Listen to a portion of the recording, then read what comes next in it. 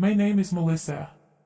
At the start of last year, I overindulged in gourmet food and gained 3 kilograms.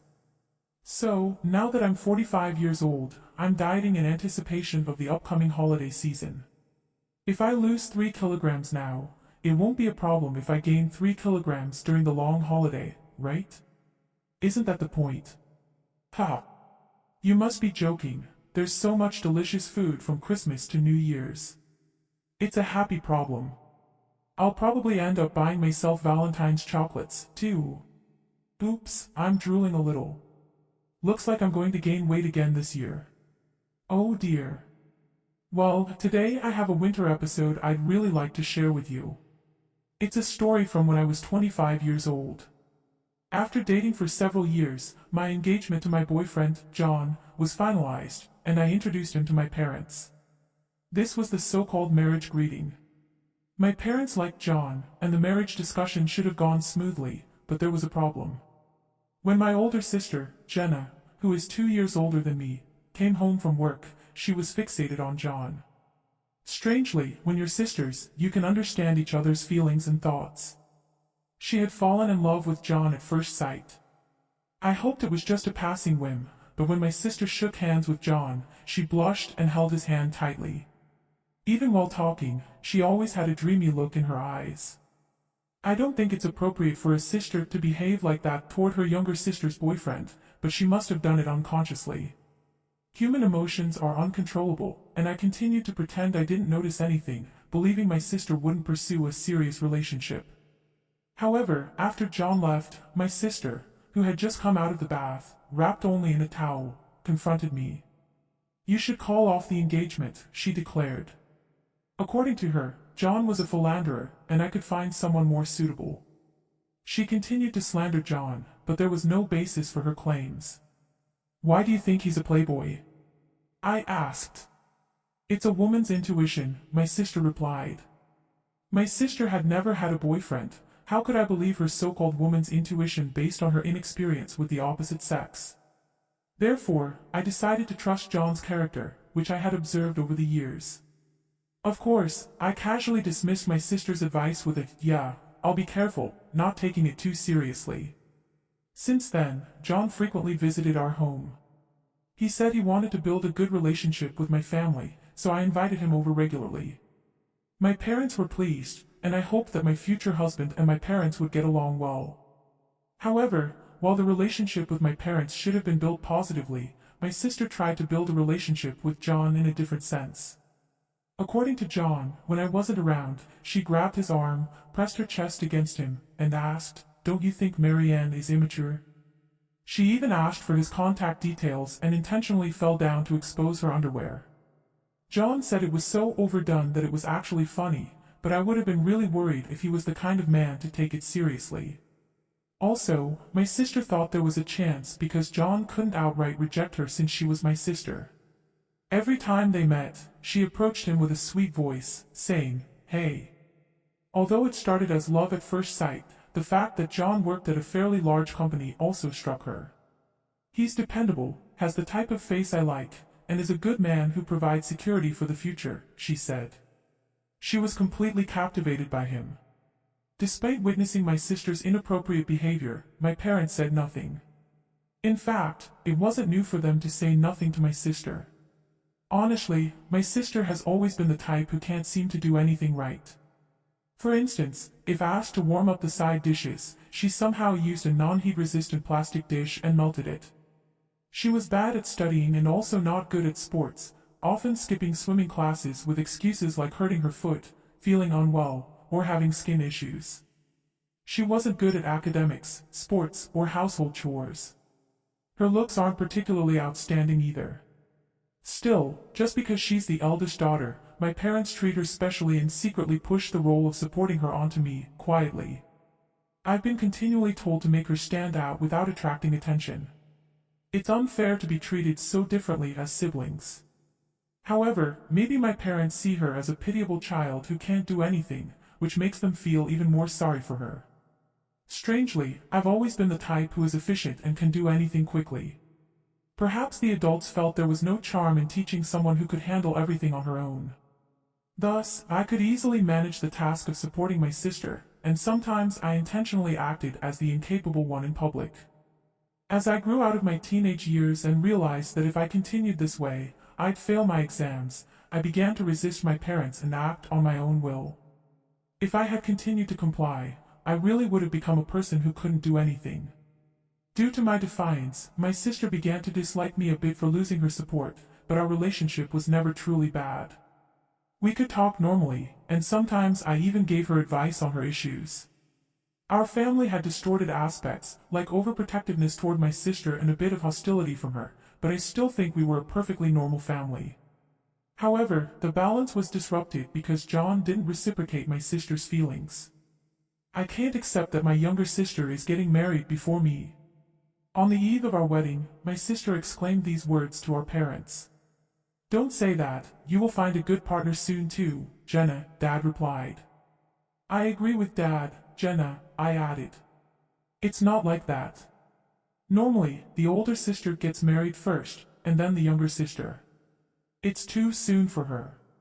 "But the wedding is tomorrow, isn't it?" I asked, confused. "What are you saying, Mom?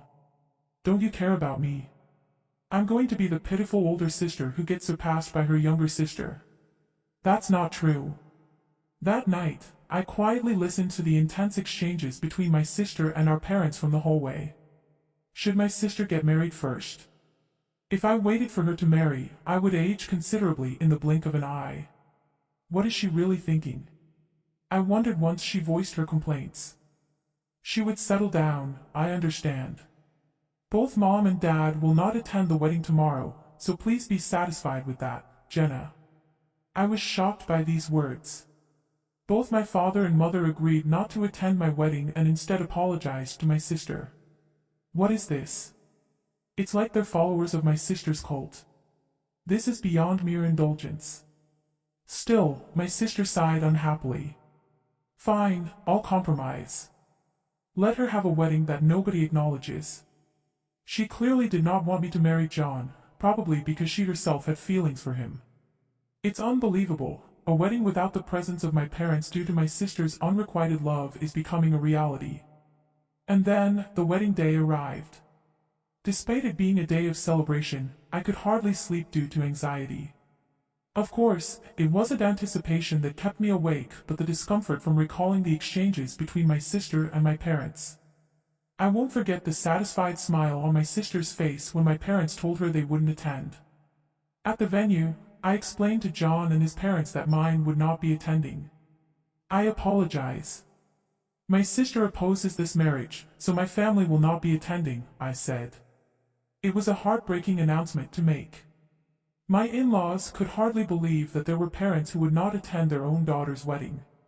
They were silent for a while after hearing my story on such an important day. The moment I felt the heavy atmosphere, my mother-in-law took my hand. Immediately, my father-in-law placed his hand on top of ours. "Do you remember that your family is here? Don't make this day a sad one. Come on, why don't you smile?" said my mother-in-law warmly, and I couldn't help but tear up. "Melissa, I'm here as your husband, so please stop saying your family isn't attending," John said as he tenderly stroked my head, seeing me start to cry. My in-laws and John hurried to cheer me up, saying, "Don't cry, you're the bride, and your makeup will run," even though they were joking. Then my mother-in-law looked at me intently and said, "Melissa, it might be tough with your family back home, but this new life you're starting should be a wonderful beginning. Let's build your own family." Though I was feeling abandoned, my mother-in-law firmly embraced me. John and my father-in-law followed suit. I told myself, it's okay. Just like my mother-in-law said, this is supposed to be a new beginning. I vowed to build my own happy family, and that day, I officially married John. 15 years have passed. During that time, my husband and I had a daughter and 2 sons. My capable daughter, who can handle anything, keeps an eye on her 2 mischievous brothers, who mess up the house. Sometimes the sound of my own voice yelling, "Stop it now," surprises even me. John's job was going well, we bought a house, and we were living a stable life. But then, unexpected visitors appeared. It was none other than my father, mother, and sister. After the wedding, I had kept my distance from my family and hadn't given them my new address. However, they somehow found our house and showed up unexpectedly. Of course, the words that came out of me when they appeared were not a warm greeting like, "Long time no see," but instead, "What do you want?" "I have a favor to ask of you," my sister said. My parents added, "It's something only you can do for us," as they looked at me sincerely. What's going on? What could they possibly need from me after 15 years of distance? Half in anticipation and half in fear, I remained silent as my mother spoke up. "We want you to give John to your sister." What? Both John and I were shocked by her words. "Wait a minute, what do you mean I need to give John away?" I asked sharply. Both my parents turned away, looking guilty. Only my sister remained smug and proud. "She's still single, and she's turning 42 this year, and that's a problem," my father said, though I couldn't grasp the logic. John showed the same confusion. "Actually, the company she worked for recently went under, and she's currently unemployed. We worry about your sister's future, being single and jobless. We hope you understand. Since you are sisters, you should feel the same." I silently countered their serious looks with, "No, I don't think so," in my mind, curious about what they would say next. I was frustrated with my father's slow speech, holding back unnecessary comments, eager to hurry his response. "She's always liked John, and she's still alone because of that. You've enjoyed your marriage with John, haven't you? Could you please let your sister have him for the rest of her life?" "What? What do you mean?" Seeing their reactions, John seemed lost for words as well. Meanwhile, my parents were pleading, "Please," and my sister maintained her haughty demeanor. She seemed certain she would get John, given that my parents had always catered to her desires. It's no wonder she believed it, but this was an outrageous request. As I held my head in my hands, John pulled me aside and whispered, "This might actually be a chance." "Really?" I asked. "Yeah, because this is like that joke you made when you were drunk coming to life." "Then shall we go for it?" With that, we stood up and faced my sister and parents again. "Do you really love John that much?" Surprised by my question, my sister couldn't hide her astonishment and repeated several times, "Yes, yes. I really, really have loved him all this time. Truly. That's some deep affection, to continue loving him for 15 years, even though he's another woman's husband. Yes, it's been very painful seeing you and John together. It should have been me."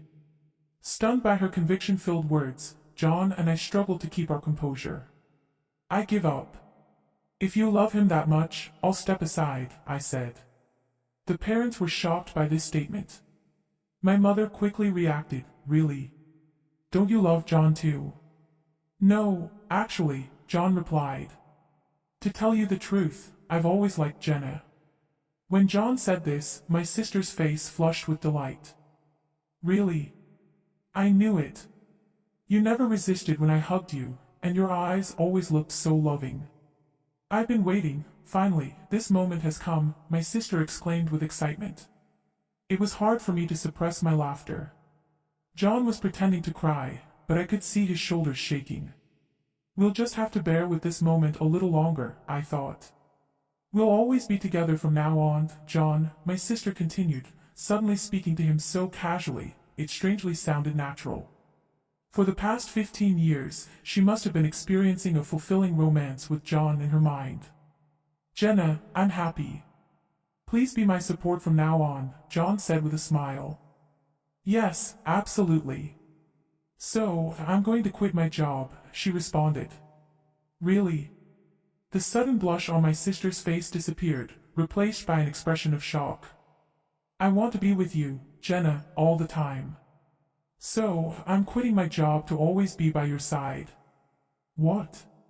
My sister's voice cracked in disbelief. "I won't even go outside anymore.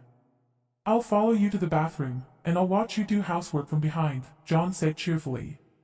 John's tone left my sister momentarily stunned before she began to panic. Our parents couldn't hide their discomfort either. "But I'm not working either, and this is troubling," my sister stammered. What's troubling? If we're together, we have nothing to fear. We don't need money to be happy, John replied with a wide grin. But, nowadays we need to pay for insurance, right? It's not like the old times. We can't love each other if there's no money, my sister reasoned, starting to lose focus. Seizing the moment, I quickly added, John, if we do end up divorcing, I'll be taking a generous share of the assets, so you better pay up.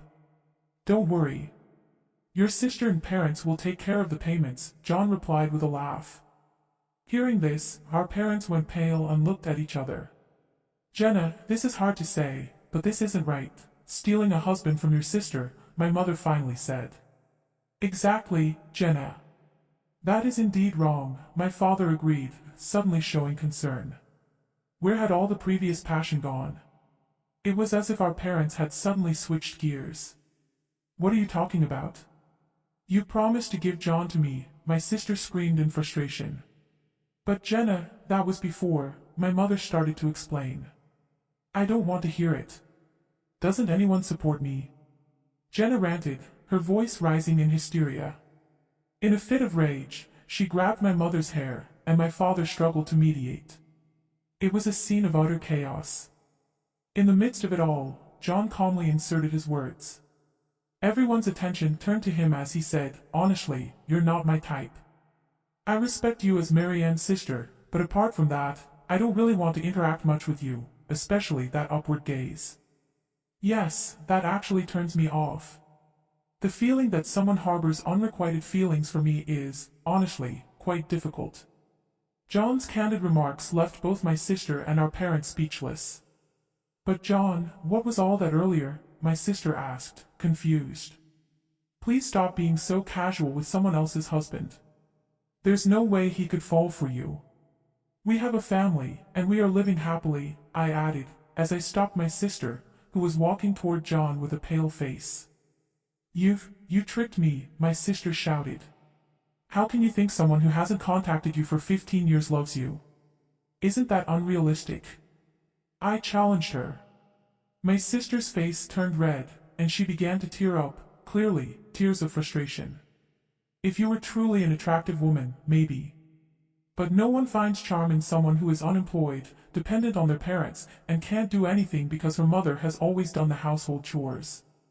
With those things at your age, any marriage wouldn't last long, I spoke plainly. John chuckled quietly behind me, and my sister began to cry loudly, unable to stop her tears. Our parents tried to comfort her, but their faces bore confused expressions, as if they were finally realizing the truth. So, I'm not handing over John. With that being the case, please give up, Jenna, I concluded. At this, my sister began to cry like a child. It was an unseemly sight for an adult, she really hadn't grown up. Take this experience as a lesson, and please don't involve yourself with us again. No matter how much trouble you find yourself in the future, don't expect any help from us. With that, I slowly closed the front door. When the children asked what had happened, I responded, it's Halloween season, so it seems a ghost came early. My eldest suggested, let's exorcise the spirit. Although I stopped that idea, it almost seemed like there was a wailing ghost outside, as we could still hear my sister crying. Another 5 years have passed, and she remained single. She managed to find a job but was eventually fired for inappropriate behavior. She caused trouble by rushing into marriage too quickly, leading to her being banned from matchmaking events. It seems she might stay single for life. My parents are working part-time, even after retiring, to save money for her sake. They probably realize now that they can't rely on her for their future care. I hope they feel the consequences of indulging her. As for me, I spend my days as a homemaker, without worrying about my children's school fees, thanks to my intelligent children and a husband with a stable income. Sometimes, I wonder if working outside could have helped me quickly burn off the calories from overeating during the end-of-year holidays. My daughter, already slim, is entering her growth phase and wants to start dieting, but I'm persuading her against it. You can think about dieting when you're older, like me, I advise her. My 2 sons love dancing and recently showcased their talent at a local event, winning several awards. They confidently say, we're going to be in BTS one day. I sincerely hope BTS continues as a group until my sons are grown-ups. We enjoy regular visits from my in-laws, who are as dear to me as my own parents, sharing delightful meals together. When the children have spring break, we plan to take a spa trip, looking forward to spending quality time together. Though there were many difficulties before marriage, my daily life through marriage has been filled with happiness, deepening the true bonds of family. I hope for continued health and long life for everyone, so we can share more precious times with our family.